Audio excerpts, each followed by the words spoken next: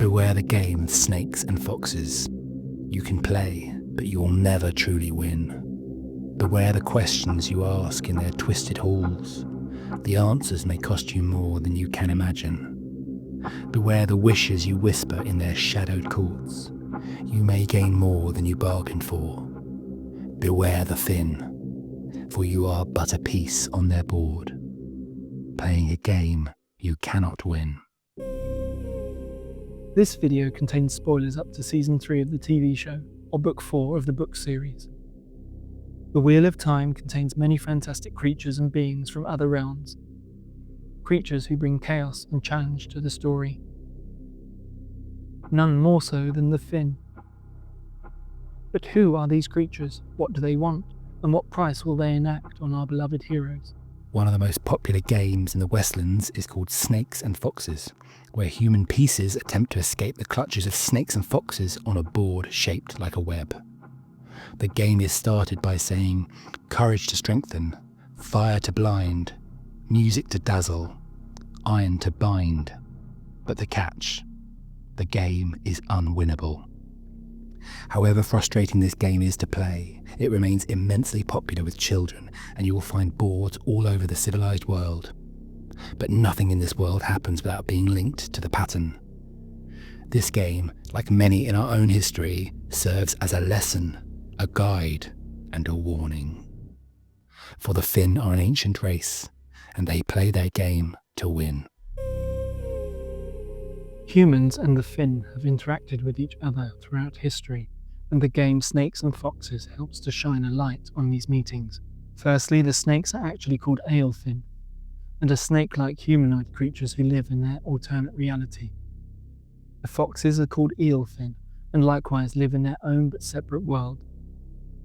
The Finn are an ancient folk, and speak the old tongue only. Humans are allowed to enter their worlds by means of a terangrial doorway, and the ancient treaties define the rules. The rhyme at the start of the game Snakes and Foxes instructs, courage to strengthen means you need to be incredibly brave and strong-willed to enter the world of the Finn. Enter at your own peril. Fire to blind. You must not bring fire or any form of light into the world of the Finn. Music to dazzle. Music or musical instruments are banned. Iron to bind. Likewise, iron is not allowed to be brought through the doorway. It is not known exactly what each of these things can do to the Finn, but as long as you follow these rules, they will let you return. But not always in the way you expect. The first Finn we meet in the book series are the snake people, the Aelfinn. We have not yet met this strange folk in the TV series as of Season 3. In the Stone of Tyr there is a twisted stone doorway in a holding room. This doorway is a terangrial and the pathway into the world of the Aelfinn. This unique terangrial has a history intertwined with a delicate balance of power in the Westlands. It is said that long ago a thirst of Mayan gifted this doorway to the High Lords of Tyr. On the surface it seemed a gesture of goodwill between the small nation and its powerful neighbour. You see, Mayan is a tiny nation dwarfed by its neighbour Tyr, and for centuries has been holding out for its own independence. The High Lords of Tyr, eager to exploit Mayan's valuable oilfish trade, might have seen this gift as a means to gain leverage. However, the truth was much more nuanced. The firsts of Mayan, it is whispered, understood the true power of the doorway. For the Aelfinn, the snake-like inhabitants of the realm beyond, would answer 3 questions truthfully, offering glimpses into the intricate weaves of the pattern and the threads of future possibilities. It is believed the firsts of Mayan themselves had utilised this perilous access for generations, gaining the wisdom needed to navigate the treacherous political waters and maintain their independence against the might of Tyr. The gift of the doorway, therefore, might have been a calculated move, ensuring Tyr's focus remains on the terangrial while Mayan continued to safeguard its secrets. So, over the centuries, many heroic and courageous folk have braved the doorway to seek their 3 truths from the snakes. But what do the Aelfinn ask in return? The snake folk require access to your memories and absorb these as payment for their truth-telling. It is not known how the snakes extract your memories, but it is assumed to be linked to the pattern and their unique ability to see the future along it. The snakes feed on your memories. and maybe more. The foxes, or Eelfinn, are another strange folk who resemble humanoid fox or cat beings. The doorway to Angriel for their realm was found in the city of Ruidian in the books and in the city of Tanchico in the TV show. Despite these different locations, the two archers appear to have the same properties. It appears the same ancient treaty holds sway here, so no source of light or music is allowed, nor any iron permitted. If you ask this strange folk questions, they remain silent. They are not here to answer questions. They are here to give gifts. What is your need? They will ask. Like the Aelfinn, they feed on your memories and sensations. Like the snake people, they too hold to the same ancient treaties of iron, music and fire. However, unlike the snakes, the foxes demand a price for their gifts. If you do not set a price, the Eelfinn will set one for you. And that price will be high. This video contains clips from the Amazon TV show, which is a stunning way to experience the world of the Wheel of Time in a visual format. We really love this show, and if you want to watch it yourself, you might want to consider an Amazon Prime subscription, which brings other benefits too. For example, Amazon are further showcasing their dedication to the fantasy genre by bringing us the Rings of Power, an adaptation of the histories leading up to the events in The Lord of the Rings. There is a link in the description that will take you to the subscription page for Amazon Prime, which also supports our work on this channel. It is unlikely that anyone alive or dead has had as many interactions with the Finn as Matrim Cauthon. Mat came to the Stone of Tyr with Rand and Perrin after suffering significantly from stealing a cursed dagger from Shadowlogoth. This dagger had stolen parts of his memories, and he was really struggling with it. He also disliked working with the Aes Sedai, mistrusting them, but he was also deeply concerned about the threat back home in the Two Rivers from the forces of the Shadow. Mat enters the first doorway in the Stone of Tyr, a twisted stone archway with 3 sinuous lines carved into each upright. Stepping through was like walking into a sheet of infinitely brilliant bright light, blinding him whilst all the world's sound seemed deafening, roaring in his ears. A step later, Mat stumbles into a round, high-ceilinged hall, the air thick with the scent of something sharp, dry, and unpleasant. A harsh voice startles Mat, and, taken aback by this sudden appearance of a stranger, he almost blurts out a question to the tall reptilian figure, but demands instead to be taken to someone who can give true answers. Mat is led down a long, winding corridor to a central chamber, where 3 of the snake folk sit atop thick, coiled pedestals. He had worked out his 3 questions before entering the Angriel. Should I go home to help my people? How do I get away from Aes Sedai and the One Power? How do I recover the lost parts of my memory? But the answer to the first question drove all thoughts from his mind. You must go to Ruidian. Furious, Mat began to berate the snake folk. However, a strange thing began to happen. Unbeknownst to Mat, both Rand and Moraine were also present in the realm, asking their own questions.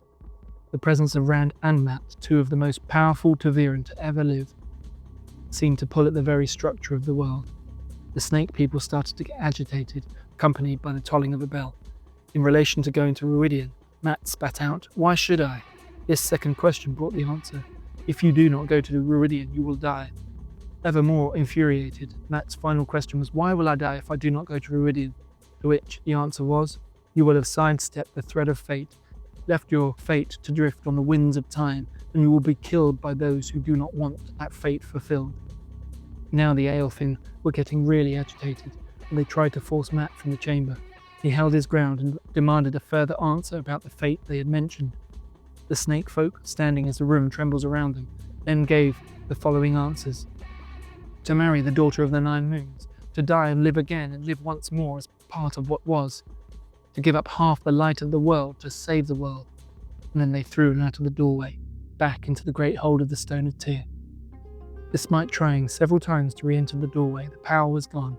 You can only enter this doorway once in your lifetime. So Matrim Cauthon may be the only human ever to have gained not 3, but 6 answers from the Aelfinn. Plus, he also carried his steel knife into the chamber, breaking the ancient treaty without notice. It's also apparent when comparing his experience with Rand and Moraine that Mat understood every word that the snake folk uttered in the old tongue, whereas Rand and Moraine both needed translators.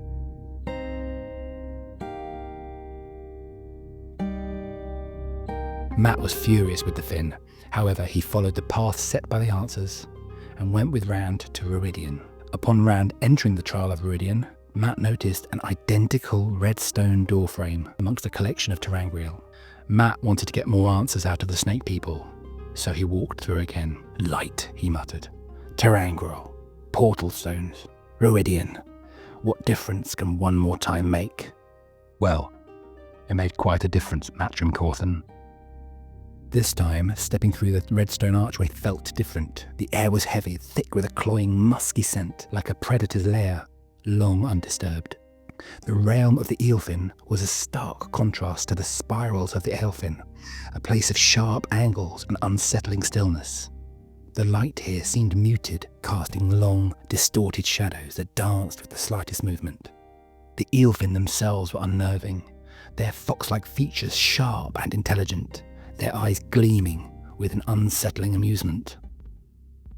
The leather they wore looked disturbingly like stretched human skin, a silent testament to the price of their gifts.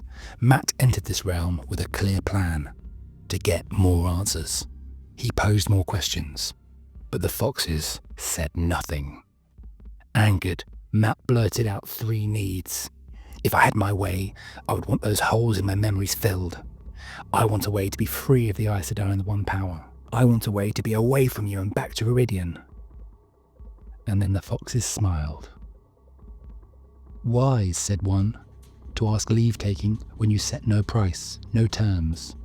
Yet fool, said another, not to agree first on a price. And as we know, if you do not set a price, the foxes will set it for you.